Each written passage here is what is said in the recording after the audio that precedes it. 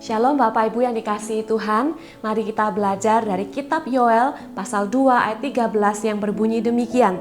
Koyakkanlah hatimu dan jangan pakaianmu. Berbaliklah kepada Tuhan Allahmu, sebab Ia pengasih dan penyayang, panjang sabar dan berlimpah kasih setia, dan Ia menyesal karena hukumannya. Saudara yang dikasihi Tuhan, mengoyakkan pakaian itu dalam tradisi Israel, dalam budaya zaman itu adalah sebuah simbol berduka atau penyesalan yang amat mendalam. Tapi kita pada hari ini tidak familiar dengan istilah mengoyakkan pakaian. Yang kita rasakan kalau kita menyesali sesuatu perbuatan kita, pada umumnya kita menangis atau kita sedih, menunjukkan kedukaan yang mendalam. Tapi firman Tuhan hari ini mengajarkan lewat Nabi Yoel, ketika Tuhan ingin melihat pertobatan yang sesungguhnya dari umatnya, Tuhan tidak ingin pertobatan itu dimanipulasi oleh perasaan.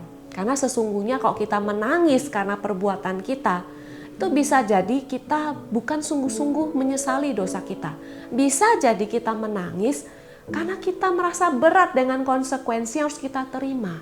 Nah, yang Tuhan mau, pertobatan bukan dimanipulasi oleh emosi perasaan kita, tapi dari hati yang benar-benar menyadari bahwa kita sesungguhnya sudah mendukakan hati Tuhan.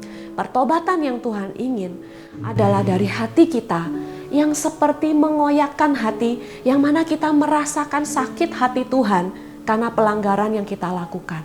Hari ini Tuhan mengingatkan saudara dan saya, kalau kita berkata, aku menyesal Tuhan, ketika kita mengakui dosa kita setiap hari Minggu, ingat Tuhan ingin pertobatan yang dari hati, yang mana kita menyadari bahwa Tuhan tidak berkenan atas hidup kita, tidak berkenan atas dosa kita, dan Tuhan ingin kita kembali kepada Tuhan. Mari kita belajar dari bagian firman Tuhan ini.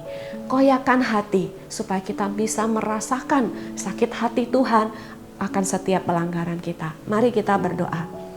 Ya Tuhan Allah kami sering memohon ampun kepada Tuhan. Kami sering mengakui dosa kami. Tapi kami sering kali juga tidak benar-benar merasakan sakit hati Tuhan akibat apa yang kami lakukan. Kami tidak benar-benar mendalami perasaan Tuhan ketika kami hidup menyimpang dari apa yang Tuhan firmankan.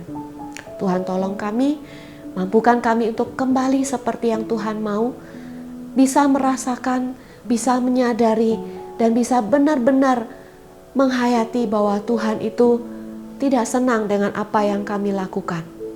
Dan Tuhan mau kami hidup kembali benar di hadapan-Mu. Tolong kami ya Tuhan, sebab kami lemah dan berdosa. Dalam nama Tuhan Yesus kami berdoa. Amin.